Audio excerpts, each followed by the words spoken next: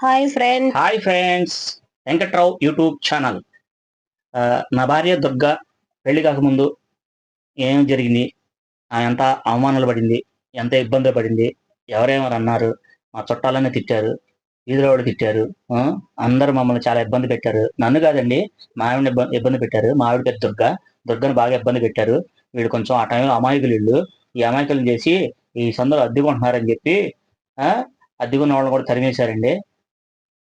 అమ్మా, ఏం జరిగింది నీకు అసలు? నా పెళ్లి కాక ముందు ఏం జరిగింది అనేది మన యూట్యూబ్ ఛానల్ ప్రేక్షకులకి చెప్పమ్మా.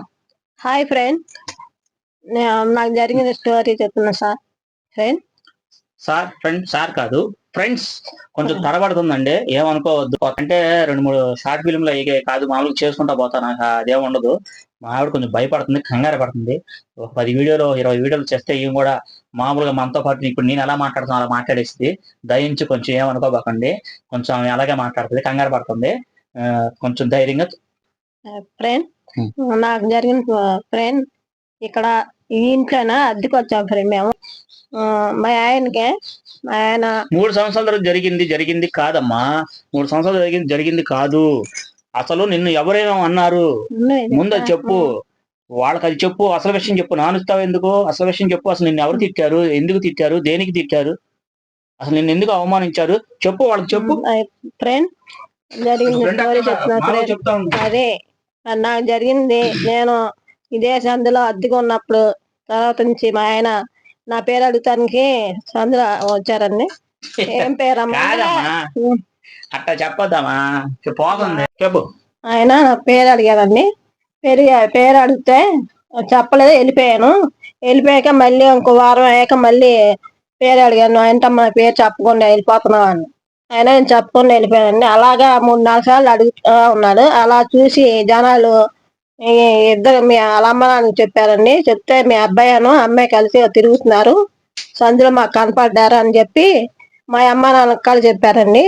చెప్తే ఏంటి ఇలా తిరుగుతున్నావంట, అలా తిరుగుతున్నావంట అని ఇద్దరు కలిసి మీద నన్ను బాగా కొట్టేసి మా అమ్మమ్మ వాళ్ళ ఇంటికి తీసుకెళ్ళిపోయారమ్మా. తీసుకెళ్ళిపోయాం కాంచి ఈయన వెనకాల వచ్చి ఏదండి అంటే, లేదయ్యా ఇట మా అమ్మాయిని చాలా మంది తిడుతున్నారు, ఎందుకని మేము మా అమ్మమ్మ వాళ్ళ ఊరికి పంపించేసామంటే, ఎందుకు పంపించాను, నేను అమ్మాయిని చేసుకుంటాను అని నన్ను నెల పంపించేశారండి. నెల పంపించినా పాప తిరుగుతానే ఉన్నాడు. తిరుగుతా ఉంటుంటే చూసి మా అన్నయ్య మా నాన్న చూసి, అబ్బాయి తిరుగుతున్నాడే తీసుకుంటా అడిగి వాళ్ళ అమ్మ నాన్న కూడా ఒప్పించి చేద్దామని చెప్తాము అని చెప్పారండి. వాళ్ళ అయ్యా మీ అమ్మ నాన్న చెప్పి ఒప్పిస్తే నేను మా అమ్మాయిని చేస్తాను అన్నారండి. అన్నాక నుంచి గాలి వెళ్తే వాళ్ళ ఇంటికాడ గొడవ అయింది. నేను అమ్మాయిని చేయొద్దు అని చెప్తున్నారు. చెప్తే నేను అమ్మాయిని చేసుకుంటానని, చూడు అమ్మాయినే చేసుకుంటాను, నాకు ఎవరు వద్దు అని వాళ్ళ అమ్మ నాన్న వస్తే వాళ్ళ బాబాయ్ వద్దు, ఎందుకు చేసుకుంటావు ఊరికన్నా పెద్ద గొడవ పెట్టుకున్నాడు. పెట్టిన కాంచి వాళ్ళ నాన్న వద్దు, అబ్బాయి ప్రేమించాడంట, నా కొడుకు ప్రేమించిన అమ్మాయినే చేస్తాను, ఏం చేసుకోండి అని ఎట్టగొట్ట మా పందిరేసి పెళ్లి చేశారండి. చేసిన కాంచి ఆ అమ్మాయి ఇలాంటి ఎందుకు చేశారని చాలా రోజులు గొడవ అయింది. గొడవ అయిన కాంచి మమ్మల్ని పెళ్లి చేసి 1 నెల ఉంచుకున్నారండి. ఉంచుకున్నాక లానే చేసి గొడవ వచ్చింది. ఆ గొడవ వచ్చిన కాంచి వద్దు వెళ్ళిపోండి అని ఆ సూట్ కేసులో బట్టలు పెట్టేసి పంపించేశారండి. అయితే మా అమ్మ ఇంటికి వెళ్ళిపోయాం. మా అమ్మ ఇంటికి వెళ్ళిపోయి ఫ్రెండ్స్, సూట్ కేసులో బట్టలు పెట్టి పంపించేశారండి. సూట్ కేసులో బట్టలు పెట్టి ఏం పంపించలేదండి. సూట్ కేసులో బట్టలు పెట్టి ఏం పంపించలేదు. సూట్ కేసుతో పాటు రోడ్డు మీదకి ఇసిరేశారండి మమ్మల్ని. సూట్ కేసు రోడ్డు మీదకి నడు రోడ్డు మీదకి ఇసేసారు.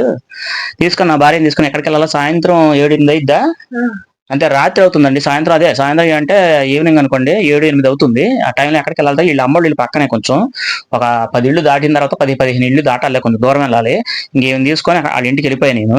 వాళ్ళ ఇంటికి వెళ్ళిపోతే ఇలా జరిగిందని చెప్తే ఇక వాళ్ళే పాపం ఆదరించి ఆ పూట అన్నం పెట్టి అక్కడ కూర్చోబెట్టి, ఎందుకు ఇంకా అల్లుడు వచ్చాడు కానీ వాళ్ళకి ఏం ఇబ్బంది పడుకోకుండా, వాళ్ళకి ముందే మరి తెలుసో ఏంటో మా ఇబ్బంది వాళ్ళకి తెలిసిపోయి ఏమన్నారో తెలియక వచ్చి మమ్మల్ని అడగలేక వాళ్ళకి పెద్ద ధైర్యం సాలలేదు. నేనే వాళ్ళతో పాటు ఉండి కలవ గంజి తాగుతూ కూర్చొని ఇంతలోకి నా ఉద్యోగం కూడా పోయింది. నా తలనొప్పి అక్కడి నుంచి స్టార్ట్ అయిపోయిందండి. ఇంకా ఆరింటోనే వాళ్ళు ఏది పెడితే అది తింటూ కూర్చొని అలాగా ఓ బెడ్ నుంచి జన్మనిచ్చామండి మా పెద్ద అబ్బాయి. ఇంకా అక్కడి నుంచి మా లైఫ్ స్టార్ట్ అయిపోయిందండి. మామూలుగా కాదు, ఒక చిన్న ఉద్యోగం చూసుకున్నాను.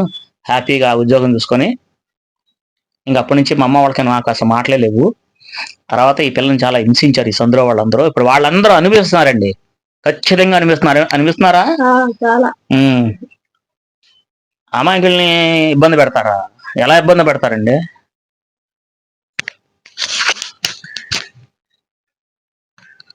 చెప్పడానికి కొంచెం ఇబ్బందిగానే ఉంది, కానీ అయినోళ్లే చాలా చేశారండి ఇలాంటివి మాకు. మామూలు ఇబ్బంది కాదు మాకు. అసలు ఈయనైతే నరకం. సినిమా చూపించేశారు వాళ్ళు. సినిమా అంటే ఏంటో చూపిస్తానంటే సినిమా చూపించారు. కానీ ధైర్యంగా ఉండి పోరాడి నిలబడి మేము గెలిచామండి. మేమిద్దరం గెలిచాం, నిలబడ్డాం. వాళ్ళే పోయారు. వాళ్ళే అటో కొట్టి ఒకళ్ళు పోయారు. మొత్తం పోయారు వాళ్ళే. మేమే మిగిలాం హ్యాపీ. మేము మమ్మల్ని ఇప్పుడు ఎవరు కదపలేరు. ఎందుకంటే నాకు నోరు ఎక్కువ, ధైర్యం ఎక్కువే. అదే ఇది నా పిల్లలకు వచ్చింది. నా పిల్లలిద్దరు కూడా అలాంటి వాళ్ళే, ఇద్దరు ధైర్యవంతులే. ఎవరు దేనికి భయపడరు. నాకంటే మొండోళ్ళు వాళ్ళు. రాజు కంటే గొప్పవాడు అంటారు చూసారా, అది మా కథ.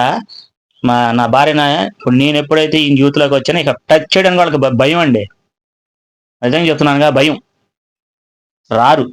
ఏదన్నా సరే ముందు నేను నోరేసుకొని ముందుకు వెళ్ళిపోతా. ఇంక నోరు లేదు, చూస్తున్నారు ఏం మాట్లాడుతుందో, మాట్లాడడానికి కూడా భయపడుతుందని. నాదే నోరు, నాదే రీసౌండ్ వస్తుంది. గట్టిగా మాట్లాడే సంవత్సరం పోట్లాడికి దిగిపోతా నేను. ఈయన ఒక్క మాట అన్నా సరే ఊరుకోం. మా ఇంట్లో మా పిల్లలు ఊరుకొని మేము ఊరుకోం. అనాథములు నా వేస్ట్ అండి. తల్లిదండ్రులు ఇద్దరు చనిపోయారు. పుట్టింటికి ఒక్క రోజు కూడా వెళ్ళావా నువ్వు? ఏ రోజున్నా పుట్టింటికి? ఒక్క రోజు అండి. నా దగ్గరకు వచ్చి 30 ఏళ్ళు అయింది. ఒక్క రోజు వెళ్ళావా? అది మేము అలా ఉన్నాం ఈరోజు. ఇంకేం చెప్దాం? ఇంకేమైనా చెప్తావా వాళ్ళకి? నువ్వు ఏమైనా చెప్పాలనుకుంటున్నావా? చెప్పు. ఏం చెప్తా? ఏం చెప్పాలో ఇంక తెలియట్లేదు. కొంచెం సతమతం అవుతుంది. మళ్ళీ రేపు నెక్స్ట్ వీడియోలో పెళ్ళి అయిన తర్వాత మమ్మల్ని ఇలా ఇబ్బంది పెట్టిన తర్వాత మేము ఒక ఇల్లు అద్దెకి తీసుకున్న అక్కడి నుంచి మీకు మా వివరాలు, మాకు జరిగిన నిజమైన సంఘటనలు మొత్తం మీతో పంచుకుందామని మేము అనుకుంటున్నాం. మమ్మల్ని ఆదరిస్తారని, మా వీడియోలు చూస్తారని మీకు హ్యాట్సాప్ చెప్తున్నాను. బాయ్ చెప్పమ్మా. Friends, hi friends. మళ్ళీ రేపు మరొక వీడియోతో మేము వస్తాం. Okay, thank you.